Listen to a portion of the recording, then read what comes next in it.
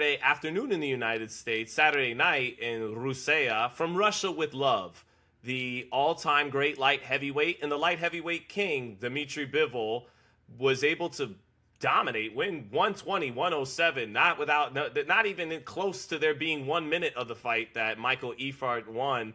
And I called him Zach Eifert yesterday, which was a horrible blunder. I'm sorry. People were saying I must have been thinking of Zac Efron for some reason. Look, you're probably just being self-defecating. Self-defecating, right? It's self-deprecating, Raheem, as you've taught me now. But look, my last name is Zittel, okay, which is German. It comes from Germany. My father was Irish German, my mother Italian, and Zittel means lazy dawdler or lazy peasant in German.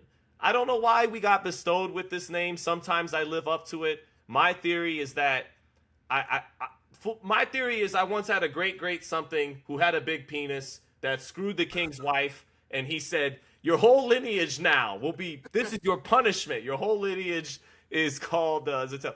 This breakdown. I hope that's not the only thing that got passed down. Huh? I hope that's not the only thing that got passed down. Hey, anyway. Hey, let's keep going. But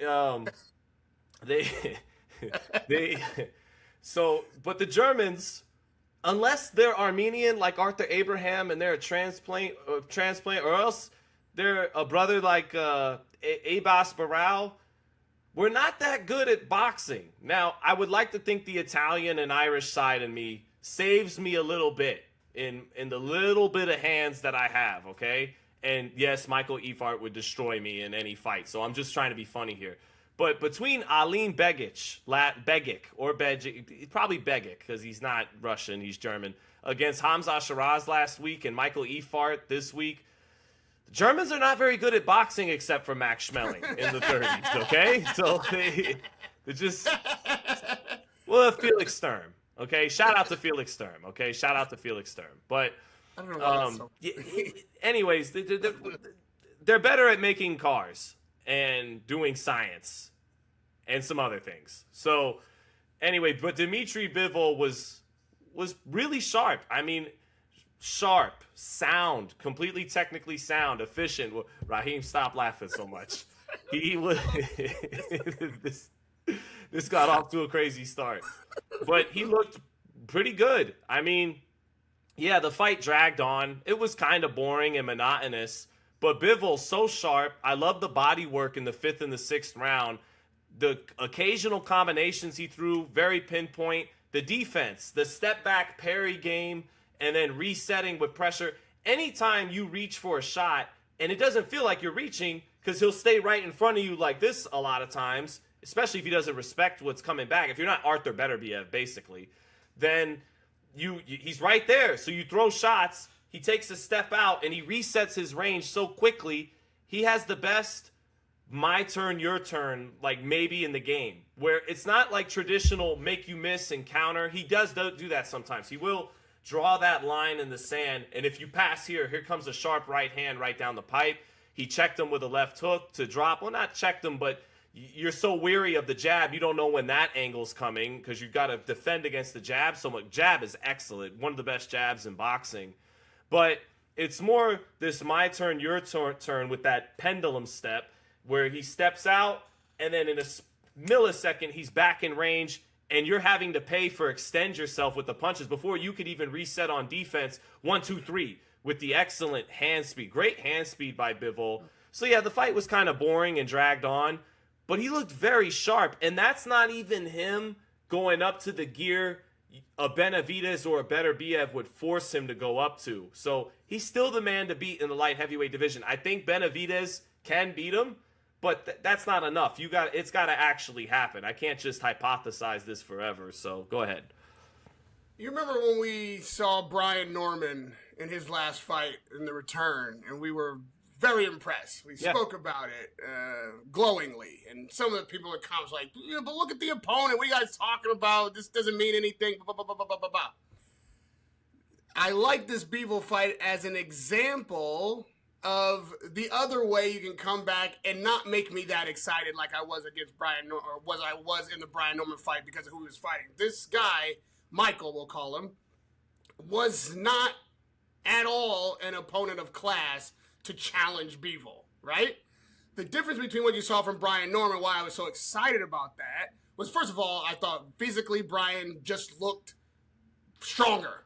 He looked better. He looked like he had made some changes in conditioning and training that produced a good outcome, and he was vicious and effective, and it was just a great thing to see his return. I know you're still about to compete at this level. We got some good fights ahead. Excellent. Right. Happy to see it. Bivol, sharp, looked great. Yes, this is what we expect from him. That first round knockdown, though, I think was an accident. I don't mean there wasn't a knockdown. I mean it was. He was like, "Oops, I'm in here to get rounds. I don't need this guy to get out of here inside of 2 or 3 more." And I think he carried him, which is why it was boring.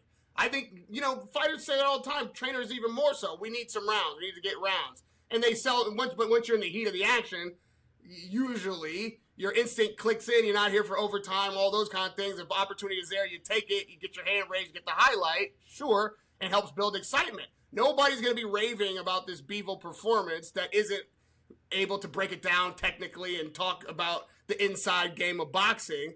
And what I mean is, the technical side of boxing. Because it wasn't really, other than that first round knockdown, which if you do that in the first round and then you don't raise to that level of excitement again for the rest of the fight, not only does that knockdown fade into memory, but you're almost making the fight more boring. Because now we're looking for that high again. We're looking for another knockdown. We're looking for something exciting. It never comes, and we're just waiting on it. It's like when you see a trailer for a movie that's amazing, and then the whole movie's fucking boring because nothing was as good as the trailer.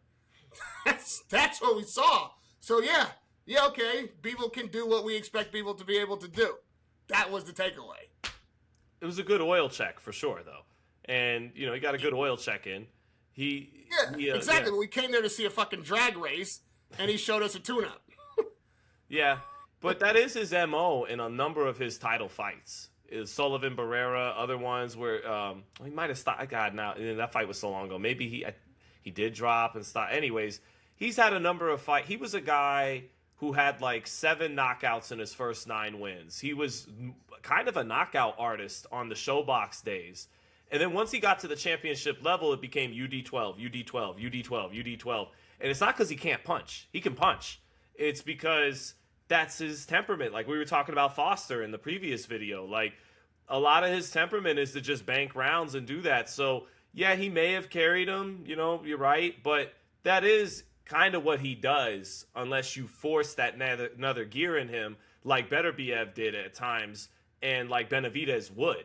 So, man, I really want to see Benavidez, Bivol. We'll get into this deeper discussion about Benavidez, Bivol, Opetaia, all that right after this.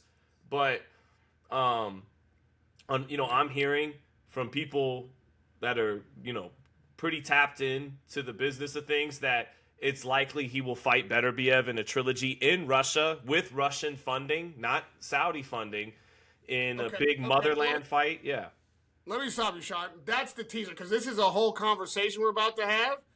If we'll do our Bivol review, which I don't think has much longer to go. Click over to the broader conversation of why Bivol and Beterbiev is happening on Russian soil, most likely, and all the machinations that surround that. It's such a longer conversation, and it is probably the most important one to have after this Bivol walkover fight. Like, this wasn't, like I say, it wasn't here for entertainment. It was here to set up what I think is coming. So there's a reason it was in Russia. I think he would have done better to hype his next fight by getting rid of this guy in that first round or second round, which I believe he could have done. But to be fair, he's the athlete. I think he needed the rounds, and he decided to, like you say, do what comes natural, do what I think might benefit him more in the next fight rather than a sizzle reel for what's to come.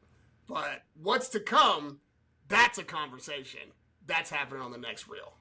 Yeah, well, the audience was very respectful of watching him do his business over 12 rounds. In other countries, they know their role and shut their mouth more than us Americans do, Raheem. They sit down and respectfully watch, like in Japan or Russia or in other countries. In the UK, they get super, super drunk and have a lot of fun. In the United States, we like to complain and criticize and bitch a lot. I love doing it. I do it every episode. So That's why you got to come or to tell the America to truth. be a superstar. Huh? You can be a regional star anywhere, but if you want to be a world star, a superstar, you got to make it in America. Yes. So I just wish, man, I wish we would get Bivol and Benavidez. That's a great fight. It's a great matchup. I do think, look, I understand everybody feeling the educated feet of Bivol, the sharp precision, hand speed, the ability to counter, to make you pay for mistakes, the sound, technical efficiency of Dmitry Bivol, who, again, I'll say, is an all-time great light heavyweight. We talk about the great light heavyweights in the history of boxing. Dmitry Bivol has earned his spot amongst the greats. But I think Benavidez is even a little faster. Now, I understand if you think the feet of Bivol, the distance control, will nullify the hand speed advantage that Benavidez has if he can put them together. Bivol might not be there to allow him to put that together and all that. But I think the hand speed advantage for Benavidez, as fast as Bivol is, I think Benavidez is a little faster. And I think the offensive creativity and I think the underrated upper body movement that you see from Benavidez when he fought at Anthony Yard, for example, he shifts that weight, underrated defense. He can close the gap. But Beterbiev has quicker feet than Benavidez. But Benavidez has more defense than Beterbiev. So what he can make up for that with some more upper body movement and everything. And he's very dynamic and creative. He's one of the best offensive fighters in the sport. And I think he could empty his bag on the front foot, empty his repertoire, throw everything he's got at Bivol, and the volume, the pressure, the youth, 29 going on 30 against a 35-year-old who's had some back surgery. I think Benavidez beats Bivol, but I didn't like Benavidez telling me about the catch weight, and then he did later say, no, I can make 175. Well, you're going to have to get down to 175. If you want to be the man, you got to beat the man. But I don't know if he'll get the opportunity to fight him. If Bivol winds up making, the $20 million I've heard to fight Beterbiev in Russia, he can't make that kind of money fighting Benavidez in America. Benavidez' star is burgeoning. He's becoming that guy, but he's still nowhere near the market power of a Canelo to where you can get paid that fighting me here. It's a manager's job, and Vadim's a great manager for Bivol to make the most money possible. He's going to get more money over there if what I'm hearing is true, right? But if he fights Callum Smith, who Eddie Hearn is trying to push because, that's the fight he maybe makes more money with, then that is a duck. If you wind up, I want my WBO title back. Well, what about your WBC title that Benavidez got? And yeah, I get it. They were quick to strip Bivol last April, only 2 months after the rematch with Beterbiev. Bivol, this isn't a Canelo Benavidez situation. It hasn't gotten to that point where you could just go, okay, Bivol is just blatantly ducking David Benavidez. But if he goes through with a Callum Smith fight, that's much more of a duck. It's business if he takes the Beterbiev trilogy in his motherland of Russia. So I gotta understand that. But it sucks. I want to see Benavidez Bivol. Benavidez Opataya, soon. But right now the fight is Benavidez and Bivol. And from what I'm hearing, that's not likely. Hopefully it couldn't happen, but it's not likely for this year. I want to see Bivol and Beterbiev 3. And I don't know, am I just shouting into the wind all by myself in this desert you can land? See it after Benavidez. No, it's too late then. And here's why. We're right up against that fight aging out, like literally them aging out of that fight. I think Beterbiev is right. This should be his last fight, to be honest. And I had Bivol winning both fights, the first and the second. I get how close the first was, but I still had Bivol edging it. Beterbiev deserves this third fight. I want them to fight in Russia. I think the fact that they had so much problems getting fights while this Russia-America shit was going on and everybody, virtue signaling, and I thought all that was very unfair to them as athletes. The Russian fans deserve to see their heroes at least one time in their homeland. Everybody else gets to go and fight in their homeland. Everybody, other promoters are like, oh, we're gonna take Katie to Cork, and we're gonna. Everybody gets to go home, and at some point, Adjikabiel just fought in Germany. the Klitschko's got everybody gets to fight home. I mean, I get that Usyk can't get all the way to, but he got to Poland. He got pretty close. Like, these guys, with what they are to their country, irrespective of politics. I mean, so many times in history, athletes and sports has been able to transcend the politics of their country, and the athletes can't be held responsible for their politicians any more than the soldiers themselves can. These guys are out to show you the best of what Russia has to offer. Right. Neither one of these guys should be penalized for the political environment or even when these countries are at war. These gentlemen should be able to fight in their home country, get the kind of money that they will get to do that because they deserve it. And really, it's not even, I know you eat what you kill and all this, but they did kill this. They did kill this. They are eating what they killed. They've had to fight on the road their entire careers, essentially. And they should be paid a handsome wage with a tip to come home and fight in front of their home crowd, in front of their countrymen, many of whom can't be traveling around the world to see them because of politics and social economic situations. And let that be the swan song for one, if not both of them. I expect people to fight on, but who knows? You know what I mean? I would expect Beterbiev, to be honest, win, lose, or draw, probably call it a day on that one. And who knows? Yeah, I've got Bivol in that fight, but who knows, right? That's an event that should be had. That's an event that should be had. And then I'd rather see Opataya and David Benavidez. And if Bivol then beats Beterbiev soundly or gets a stoppage maybe or something, hypes it up a bit and still wants that fight and come out, okay, great. I'd say that's a bigger fight then, because then, like you say, back surgery, age. If he shows that he's able to shake all that off and look the young man or look better for the back surgery, then that makes that Benavidez fight more exciting to me, because I'm a little bit worried about that. I mean, and their primes, which maybe I think that might come down to IQ, might come down to the complexity of the fight, that a younger Bivol has more tools and potentially can mentally outmaneuver Benavidez easier than he will be able to do at this age. I don't know if his body will be able to do what his mind is telling it to do. And we might see maybe even a one-sided fight. I mean, we might even see a one-sided fight for elements that are not representative of the potential of a Bivol in his best at his prime. The Beterbiev is the fight for now. Let Benavidez go and make his name and carve out his real estate against the guys that are in his age bracket and that are hot in the way that he's hot right now. I want to see Opataya. I'm fine with that.